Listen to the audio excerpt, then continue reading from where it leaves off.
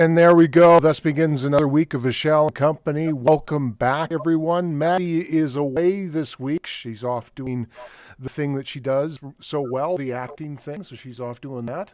Won't be here until next week. So I am sitting here looking like a silly man, along with Joseph Morton, Vishal Tura, and of course Taku Ndachena, to discuss these particular topics today, the ones that that are hitting the news.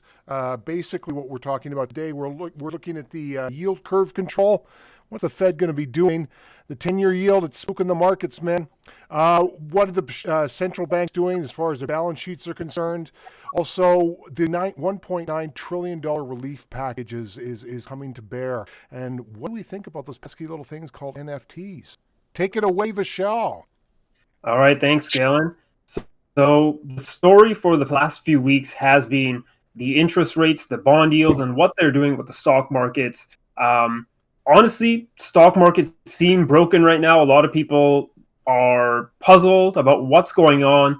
We have a day where the S&P is red. We have a day where the NASDAQ is red. But then the Dow Jones is making all-time record highs, and so is the Russell 2000. So we are seeing, tech and S&P falling, whereas we are seeing money run into value stocks, and even maybe the retail guys continue to chase these small caps, which is the Russell 2000 here. And I think the Dow Jones is the one to definitely take note of, because maybe there is some fear in the markets and people are running to safety in value stocks. And all of this has to do, of course, with the 10-year yield, something we've been following for quite some time. In my 2021 outlook, I did mention this pattern here. We were way down here at 1%. And I did warn that, hey, 1.5 is very likely, and I was thinking that rates would not be able to go higher than that. But as you can see here, we actually did break back above, pulled back to retest, and today the 10-year yield is at 1.62%, which is freaking a lot of people out here. And honestly, it looks like there's room for it to float up to 1.8 and 2.0 here. But the big question is, will the Fed allow that to happen? Just yesterday, we saw the European Central Bank say the same thing. So I just want to show you the chart of Euro bonds, which is the European bond market. And there was a huge gap down in European bonds. And what this means, again, when the bonds sell off, European interest rates spike up, right? There's the inverse correlation between the price and the yields. And of course, that freaked the Europeans out. Hey, we're planning to ramp up our bond buying to tackle surging yields. So what they're going to be doing is they're going to be increasing their asset purchasing program in order to buy up bonds, in order to basically reduce borrowing costs, right? Reduce the interest rates. Has a lot of people talking.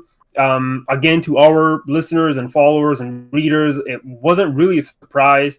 We sort of know that cheap money is going to be coming, and if markets do correct and they want to price in higher debt at higher interest rates level, rates will have to go up. But central banks cannot allow that to happen, because too much debt would mean that higher interest rates would make that debt unserviceable for government and even consumers. So they're going to be basically manipulating the interest rates. And next week we do have the Fed meeting. Everyone's looking forward to it. It is on the 16th and 17th. Of course, the 17th, the Wednesday, is when we have the press conference. Will we hear the Fed mention the same thing the ECB just did yesterday? Will we hear the Fed mention yield curve control, something about suppressing interest rates here, buying bonds? And again, that was called Operation Twist back when Bernanke was in office, was the Fed chair, not in office.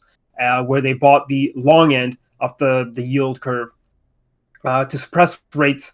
And we might be up for something like that. I think the market is pricing that in, which is why it's not necessarily dumping as much as people would think it would be. And I think the Fed has to probably deliver that. And if they don't, and we see rates spike to 1.8, 2.0, there could still be some considerable pain in the stock market. So keep an eye out on this. This is the big story going forward. And it's going to be part of our discussion really for this week, because the bond market and the credit market, whatever you want to call it, the debt market, it is the largest market in the world, and the actions in this market affect everything. It affects real estate, it affects stocks, and some even say it affects cryptos, and we'll talk about that in just a minute. But basically, we've spoken about this back in the day when interest rates were high. When you're about to retire, you would buy government bonds yielding somewhere above 5%. When you're retired, $50K to $80K a year, it's pretty good. It's pretty decent, especially when you're retired. Fast forward to past 2008, post 2008, investing in bonds is probably bringing you in 20 to 30K a year, which is not the best, when you're retired. And what happened was that money it flowed into real estate, right? Because that's the next safest investment after government bonds. Your financial advisor is not going to tell you to buy stocks when you're about to retire, right? Fast forward to today, with property taxes, with real estate rising, now real estate's not even considered an option to some of these people. You're not really going to be buying bonds for $16,000 per year when you're retired. Where is that money flowing? To the stock market. Some people say now maybe it's going to cryptos or other commodities, right? So what the interest rate does, it affects everything, and I think it's something that everyone needs to pay attention to. And if we were in a free market, I think interest rates would be much, much higher than 1.62%. And, again, as I said, it's going to be the discussion for today. Can we even survive in a high interest rate environment, right? Are we now like Japan? Are we now like Europe, where there's so much debt that any increase in interest rates would crumble, right? The whole system would crumble. And are we more likely, and this is what I believe, but I think it's more likely that we see negative interest rates rather than rate hikes to the upside. So I'm going to pass that around for discussion. What do you guys think? Well, the idea of debt is becoming more and more, frontline in people's minds. The discussion has been is that the debt itself is not as painful, because during the same time period, for instance, the net worth of Canadian households grew by about $12 trillion. And so there's this offset, but we don't also realize that wealth distribution is only across a few groups. Only the really wealthy amassed $12 trillion. And the majority of the debt that's being carried right now is not really even just mortgages. It's actually loans like car loans and even corporate debt. Like that's tripled or even quintupled since the 90s, as far as what we have out there, a non-financial debt that is becoming so speculative now. This is the problem. That none of it is guaranteed down the road, and very much you just have to have a tiny flick and all this is going to come undone.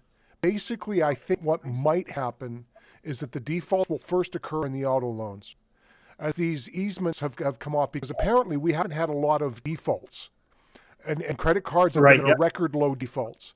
But some analysts are saying the only reason we've got this record low is because of the deferral programs, which are running out. Right, and the actual relief programs, the $1,400 check that you're being given, right, that only offsets so much.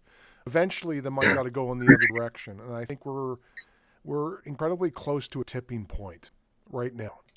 So when you say tipping point, we got to look at the central bank's balance sheets and if they can manage to keep this going. And I think TK, you have some information to share about that, eh? True. I want to apologize beforehand for those who are not into accounting, finance, economics, and psychology all in one little beautiful basket. But we're going to talk about the leveraging up of a long-term debt cycle, kind of what Vishal was alluding to about how intertwined debt actually is to most other asset classes. The yeah, I'm sure you can show the quick slide. There you go. So I'm sure most people know now that the House and I think Joe Biden, the president, just signed off on the 1.9 relief package. It's basically I think 1,400 or 1,600 per month to most U.S. citizens who are eligible, and it also increases the employment insurance program by like $300 or something like that. So what's really happening here is the central banks have been calling for fiscal stimulus for a while because monetary policy has a limit to what it can do. And for a while now, people have known that, or some people have known that the central bank is limited to what it can actually do. So I thought like, okay, you know what? Let's take a step back for our users as well and for ourselves to try look at what's actually happened to the Fed, to the central bank and the Bank of Canada's balance sheets over this period and how it's affected inflation and the interest rates on mortgages you see.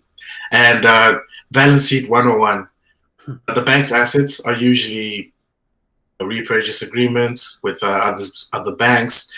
They used to hold a lot of gold, but now they hold gold paper. They're not holding Bitcoin? No Bitcoin. But if we wanted to put Bitcoin there, we'd put it in liabilities and say Bitcoin question mark. And government bonds, they own government bonds and foreign currency. And I put them in most liquid to least liquid. And on the liability side, what the bank actually owes, it's the equity. So yes, the Federal Reserve has equity. It's owned. It has other liabilities, deposits from governments, and deposits from its banking system, and it has banknotes. So the denominated notes that we use, the coin, etc. So those are the liabilities that the bank has. So obviously, I didn't put the income statement and all that. That doesn't matter as much. But the focus should be on the bank's balance sheet because this is what it uses for its open system operations. So now the worst part about this is now we have to look at the accounting and kind of dig a little deeper into what's actually, pushing most of this. And for most banks, it's securities purchases on bonds. Yeah. So I think my screen might be frozen here. Oh no! But I'm on the target inflation rate. Okay, yeah. So my screen is frozen here. But if it's showing, you can see the balance sheet has grown. I might be wrong here. From 2 trillion in 2019 in December to close to 7 trillion, and expanding. And I think I stopped at September for the numbers. And in that range, basically what's changed is how the central bank of the US has tried to target inflation and control interest rates. Control is a very loose term here, but control interest rates. And they've done this by a massive quantitative easing program that's bought up a lot of securities. So from that balance sheet, you'll notice they bought a lot of mortgage-backed securities. They released a lot of loans and deposits to other banks. So banks are buying. It's cheaper for banks to buy overnight deposits with each other now because the banking system, they're providing liquidity. But Powell's thing the entire time he always went to Congress was the monetary policy can only do so much. Yep. We need backing from fiscal stimulus. And no politician wants to go there and tax the general population. That's not good for the vote. It's not good for the vote. It might be great for the economy, but it's not good for the vote. So on this announcement, I think the budget deficit increased by 250 billion for this quarter, and people are expecting it because of this 1.9 trillion injection of fiscal stimulus to kind of prolong that government deficit. And you can see if people ever felt that they couldn't manage their credit cards, like their personal loans, you can see that the banks and the governments also don't know how to manage their Well, they get the pass. We don't. Can you comment about the Bank of Canada here? Because I just want to show people an image. This is the Bank of Canada balance sheet going from 1980 to 2020. So you can just see here, fine. And then 2020, we just got a supernova here. And yes, as I can see here on your presentation, that they have been buying debt. So essentially, the Bank of Canada is in here right now trying to prevent interest rates from spiking, which, to me, just looking at that chart again visually, I'll just show it again. Pretty scary stuff. I mean, it just shows you what they have to do to ensure interest rates remain Isn't that suppressed. wild? Because you start off at 1980 there, and in 1980, the household debt ratio was about 66%, right? 66 cents on the dollar people owed to the bank, right? Yep. Yeah. The interest rate at that point was 12.89%. Yep. So you could put your money in the bank in 1980. But right now, if you were to borrow $100 at 1980 rates, it would cost nearly 20 times as much to borrow as it would to borrow today. So it's so easy to borrow that debt isn't a bad thing as long as it's going towards something that has long-term value that's going to return it to you, right? Yep. And again, what we're seeing is money flow not run into anything productive, but really just the stock market. Buying Bitcoin to manipulate the price. Yep.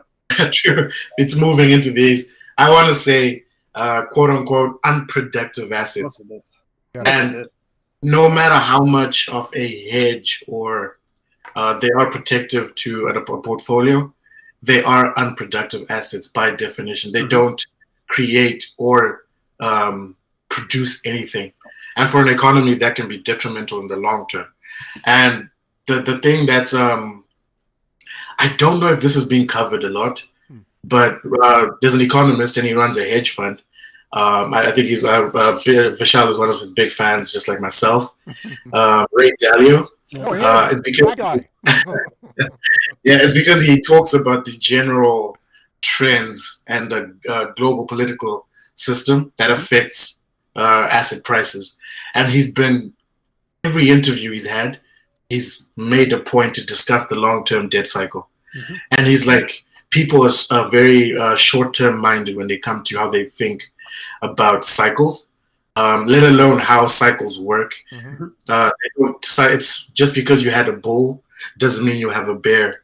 A bull causes a bear. It's like he goes through this whole thing and he's like, but then the bigger picture of that is this thing he calls a leveraging up of the world economy.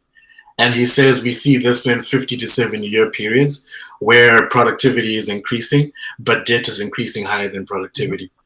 People are leveraging up, and I say people, but banks, governments, companies, individuals are leveraging up to a point where, like Galen is saying, your income to debt ratio has a discrepancy because of that. And to go back to Canada, because we're all in Canada here, they say housing prices have gone up by 70-something% since 2008. And real income has gone up by like 10% in the same period. So Vancouver has one of the highest consumer debt ratios in the country, in fact, even in the world.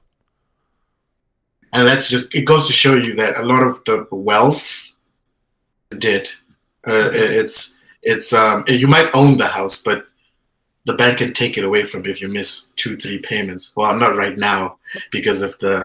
Well, see, that's the problem. All of this being prevented by legislation, right? The ease and cost. See, the people are going like, oh, it's these damn lockdowns, this whole pandemic. No. This was the black swan, people. The system was already broken, and it was headed towards disaster already in very short order.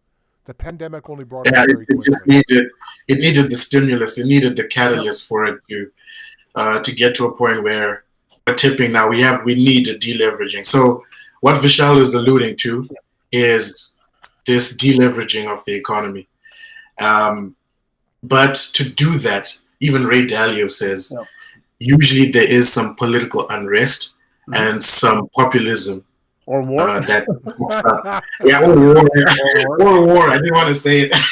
Well, it's Or war. the idea that debt is oppression and debt is war. And when you have an overabundance of debt, you have a violent situation just by nature. Let me pose a Usually, question. back in the day, it was attack. The criminals had guns and knives, but today most of the criminals have pen and paper. Let me pose a question to you guys here, TK. So we're talking here about the long-term debt cycle. There's another cycle. It was called the business cycle, which is sort of similar, booms and busts in 8 years. The central banks and the Keynesians actually celebrated that they defeated the business cycle. That this whole cycle of, a boom for 8 years and then a drop in a drop or recovery, and then a boom again, or a bust. Sorry, that's the word, a bust for 8 years. The Keynesians were celebrating, right? The central banks were celebrating, hey, Australia's business cycle, our boom lasted 30 years, and there was never a bust, and there never will be a bust, because we have defeated the business cycle by financial engineering, right? Can they do the same now with the long-term debt cycle? How long can they keep interest rates suppressed? Whereas, what we're seeing is, in my opinion, what's going to happen when all these bonds start maturing over the next little while? Because there's a large percentage of the junk bonds that came out, the high-yield bonds, that are actually that are maturing in the next couple of years. And a lot of these companies are not going to be able to back up. So what's going to happen then? The Fed just buys it, right? They'll print money and they'll buy it. Exactly. What does that do to the economy, though, right? We've been able to hide it so far, but eventually something's going to give. Well, that's the big question. The big question is, how large can they inflate the balance sheets, right? So it comes now to a question of confidence, right? Because technically they can print unlimited amounts of money to buy up the bonds, to buy up, we even mentioned it, right? Stocks from the pensions, and hide it if they don't want it to affect what the market does. So that's the big question, right? Like, can they keep this going on forever? Can they now defeat the long-term debt cycle? What do you guys think? I think we've already hit the wall. I think we've already hit the paradigm wall on dealing with the economy that we've classically dealt with, whether it be Keynesian or whatever or Keynesian or however you're going to pronounce it. I think we've hit a wall currently with the system that we have. And I don't know what that requires. We've talked about debt jubilees.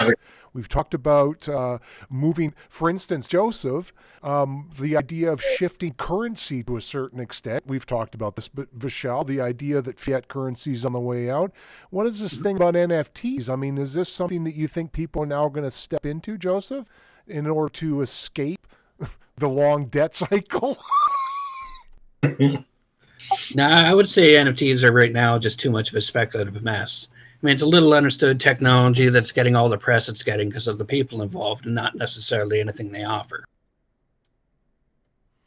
I mean, they played our love of collectible items in the same way that Pogs did when we were kids. But I mean, like, nobody sold a Pog for $80 million. But unlike Pogs, I mean, they actually have value as a technology. It's all that tech buzz. Basically, this is digital playing cards. That's what they're selling right now. I mean, that's the form they're taking right now is digital playing cards. I mean, they're just collectibles. That's the only thing they have going for them right now. It's because we haven't recognized the extraneous value that this technology has. So basically, owning an NFT is kind of like owning Tesla stock because you just want to. Basically, yeah, that's it. It's digital tulip mania. Right. Digital tulip mania. So basically, yeah, that's the thing I don't understand. Like, how are you able to sell these video clips, and why would you want them? I mean, we talked about this whole Shkreli thing, Martin Shkreli buying the Wu-Tang album and going, screw you guys, I'm the only one that's going to listen to this. Yeah. Like, well, what's that all about? Like, are we going to end up in a society like that where there's only a very blessed few now because of this type of transfer of creative license? I don't know. No, this is a short-term thing. This will eventually die down and go away. I mean, eventually they'll start looking at it as looking at the essential use value of the technology, but it's too early yet. I mean, there's really only so many things we can see, only so many things they can do to determine its underlying value. And right now there's too much buzz to see it. Like, nobody has actually done any, comprehensive analysis on the potential use value. So basically, it's Mark Cuban and all these guys running around selling their name. Exactly. Then it's just like any other token on the blockchain, known to a fee. And so much like comic books, which there's nothing wrong with because I love them, but so much like comic books, the value is incredibly speculative and entirely relative. Correct? Agreed, entirely. I mean, they are. I mean, like, I don't know. You could say the same thing about most cryptocurrency, et cetera, but they have the value that the market's willing to put on them, regardless of their actual value. How about you, Michelle? Do you think it's the next move? The NFTs? Yes. So my sort of thesis about money flows has been, again, connecting it with the yields, right? Like, there's nowhere to go for real yield really anymore except the stock market and cryptocurrencies. And I've been saying, right, that move in Bitcoin and Ethereum and cryptos have been basically people getting out of fiat currency because they know what central banks are going to do. They know what governments are going to do. It's inevitable. We're just seeing, in my opinion, I think just the beginnings. More money is going to be printed, and I think they're going to suppress interest rates even further down to the negative if they can, right? So that's the big question. Do we spike net higher now, or can they kick the can down the road? And I think people are thinking that they do kick the can down the road, and this to me, the term is suppression, right? Is that what you're talking about? Yep, yield curve control. And again, we've talked about this irrational exuberance, this speculative bubble, and it's really because there's nowhere else to go to make money, right? And you got to look at what's happening in the world today. Whatever your opinions are of the lockdowns, you can't argue that 75 million people have lost their jobs, which accounts for 40% of the available workforce in America. We just got 700,000 more layoffs yesterday in the jobless claims, 712K. And it's only so things aren't really improving. Exactly, and it's only a $1,400 check coming. And most of it is going to be going to basic necessities. Yep. And most people know that, hey, maybe their job, their outlook for the job market's not too bright. And they're going to use most of it to maybe invest to try to get ahead. Whether they do it in the stock market, I don't know, or do they do it in cryptos? But maybe, anything that can make people money really quickly because people are hurting. And I think that's what we're seeing here, not only with NFTs, but Galen, you mentioned comic books and all this. People are chasing these hard assets. So with this collectible economy, then, TK, what do you think is the next step? Do you think that we are going to shift? There's a digital divide here. Are we on that? Are we on that cusp? Have we failed with fiat? Honestly, I think since the first derivative was introduced in the market, we've kind of gone to a phase of financial engineering that could seem very destructive. I think it's a weapon of mass destruction, similar to nuclear bombs, just waiting for the right trigger. Because a lot of it is nominal value. It's multiplied by price and not by actual productivity. And I hit home this note on productivity because that is what actually moves the economy in the long term. Real economy. That's actually what produces the internet we're on and the chairs we're sitting in, and that's what produces that. Not to say it won't be an easier form to transact, sporting cards and etc. It can be a form of that, but people are, for lack of a better term, desperate to preserve wealth and looking for alternatives outside of traditional. What's your opinion then of the new FIRE movement, TK? Give me that. Give me a view on that. I am completely against. It's aggressive policies. So if you go on YouTube and you just look up FIRE, it's usually it's in America specifically, but it's just this movement where people are trying to save more for their future. So they're being extremely frugal in their 20s to 30s. And do you know what? This is where people say, knowledge is key, but knowledge can be very dangerous. I heard this from a show, I'm forgetting which one, but he said confidence is the food of the wise man and the liquor of the fool. It's like people have learned, oh, you know what? Save early and compounding will make you richer. So people are being as frugal as possible in their 20s, saving 70% of their income, and then hoping to retire. I think 65 or earlier than usual. Mm-hmm. And it's a great movement. It's financial literacy. I applaud that aspect of it, but the level of frugality that it demands forced people to have these excess savings now, where they're like, what do I do with this? The stock market, 10%, that's rookie numbers. I need I need explosive gains, and people have gone into if you just go on YouTube, the viewers go on YouTube, you just see so many people getting into real estate, talking about doubling up on their mortgages because the interest rates are low, and a lot of them are variable mortgages, by the way. But anyways, people are getting into crypto. People who don't understand it. I'm okay with the people who understand it, but there's those who don't understand it. They're getting into crypto, now NFTs.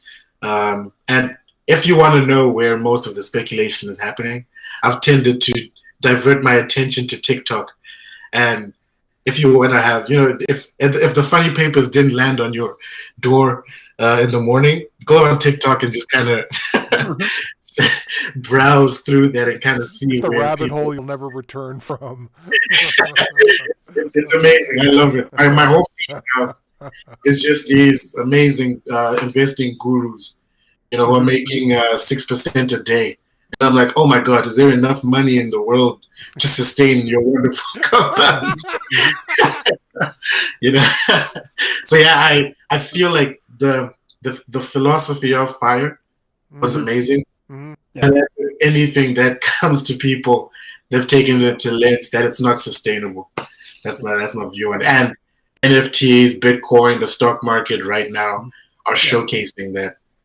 I just want to comment, like you mentioned financial engineering. So I have a lot of friends, who live in Asia. A lot of them live in Indonesia. A lot of them live in Bali, which is part of Indonesia. And a lot of other people live, in Vietnam, Philippines, those areas. And what they say there to me is because the West, pretty much they've lived here, right? And they see the differences in economies. And it's really because of interest rates, right? In the West, everything here is financial engineering, right? That's really what's caused the growth. Cheap money, and then people not really investing it in productive assets, but buying stock markets and the financial industry, right? That's really what's keeping things propped here. Whereas in Asia, and again, I'm not mentioning like Japan or South Korea, but obviously like Vietnam, Philippines, Bali, the reason why there's a lot of expats there, and I would even say even parts of South America, is because interest rates there are high, and what that does is it forces people to make prudent decisions. People are opening businesses, in a safe manner, right? Only if it makes sense. So you're not really seeing this senseless spending. And what my friends there tell me is it just feels like a real economy here. That's just how it is here, because people aren't, they're not like making irrational decisions, right? Free anymore. Sorry? I was actually having I was having that conversation with my mom. Yep. And for some background, she's an accountant, so she's more well versed than I am in a lot of what I talk about, which is weird. I always hated her, what she did as a kid. But she mentioned that she's trying to look for other streams of income whilst she prepares for retirement.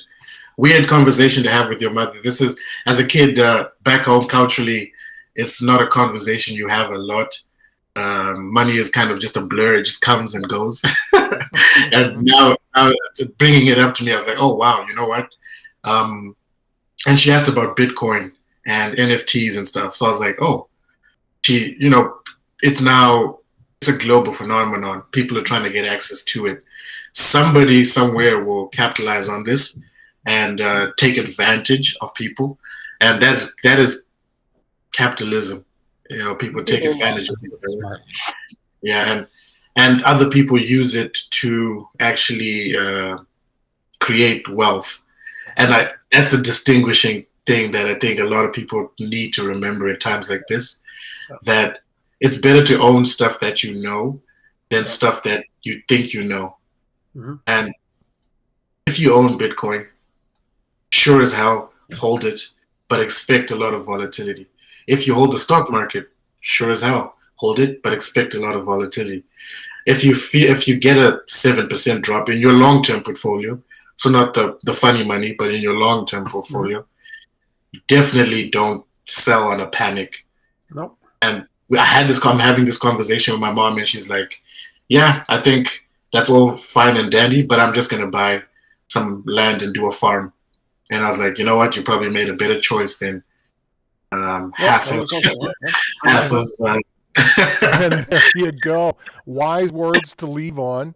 Thanks very much for the discussion today, guys. Thanks so much for joining us, Joseph, TK, Vishal. We want to say goodbye this week for Vishal and company, but we will definitely be back next week, and we'll be discussing more about NFTs, do you think? What are we going to do you think? Probably. Well, they still be popular. All right, guys. Take care. We'll see you next week. Bye-bye. Take care. See you guys.